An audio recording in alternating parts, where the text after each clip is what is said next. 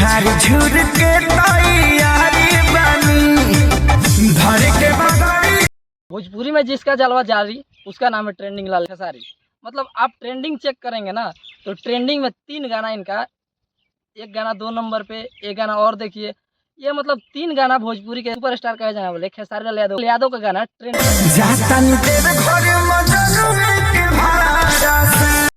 और आज के समय देखिए कि आज सावन का समय चल रहा है लेकिन इनका गाना 2 वीक से मतलब ट्रेंडिंग में है।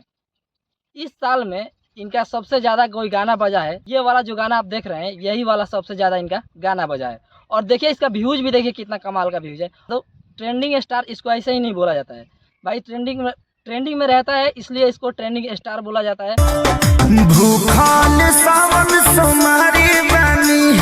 और भोजपुरी में जिसका जलवा जारी आप तो जानते हैं उसका नाम खेसारी।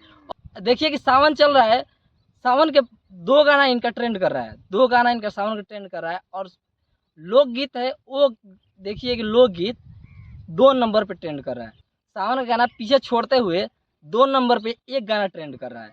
मतलब ये होता है भोजपुरी का ट्रेंडिंग स्टार, इसको बोलते हैं भोजपुरी का असली ट्रेंडिंग।